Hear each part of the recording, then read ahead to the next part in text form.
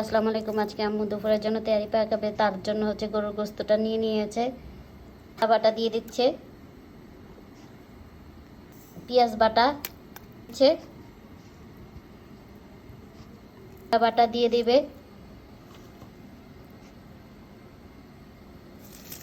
তারপরে পেঁয়াজ দিয়ে দিচ্ছে,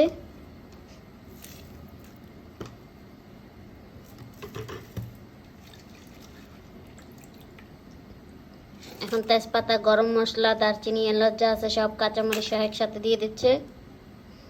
এখন লবণ দিয়ে দিচ্ছে। এখন এটাকে ভালো করে মেখে নিবে।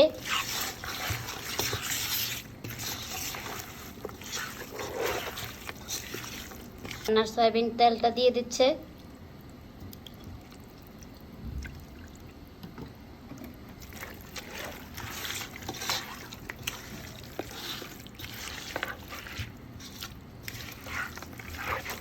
ভালো করে মেখে নিবে।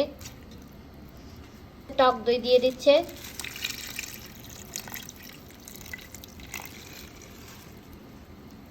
আম্মু ভালো করে মেখে নিবে।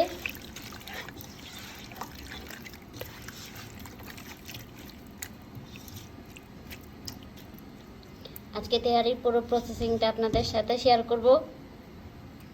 দিয়ে দিয়েছে, এটাকে ভালো করে কষিয়ে তারপরে পোলার চালটা দিয়ে দিবে।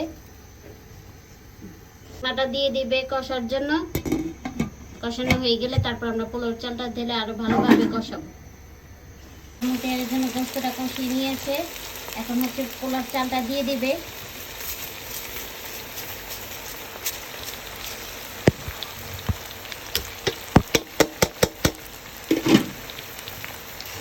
পোলার চালটা দিয়ে ভালোভাবে কষিয়ে নিবে।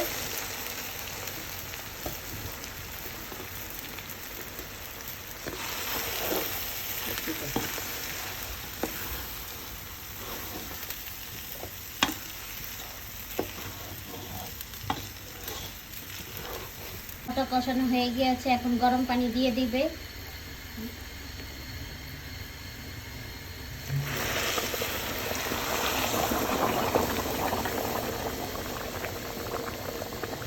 এখন গরম পানিটা দিয়ে একটু ভালোভাবে নেড়ে ঢাকনাটা দিয়ে দিবে।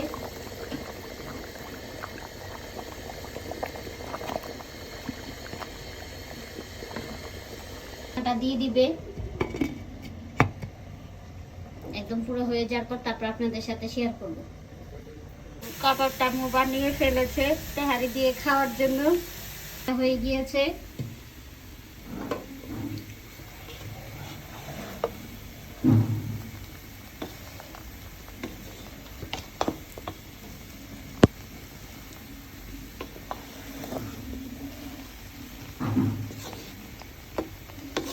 খাওয়ার সময় আপনাদের সাথে শেয়ার করব।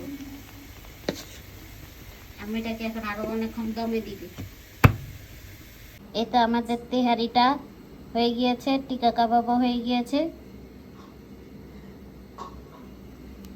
এখন আমি খাবো। মাংসটাও সেই সফট।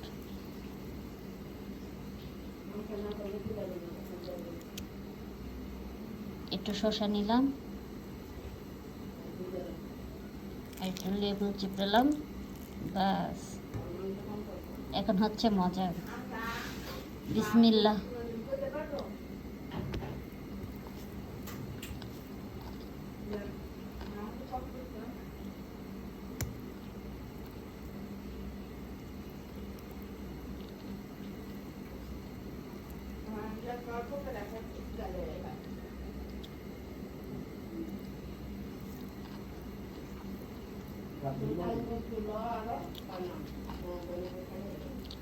আজকে পর্যন্ত এখানে, সবাই ভালো থাকবেন। আল্লাহ হাফেজ।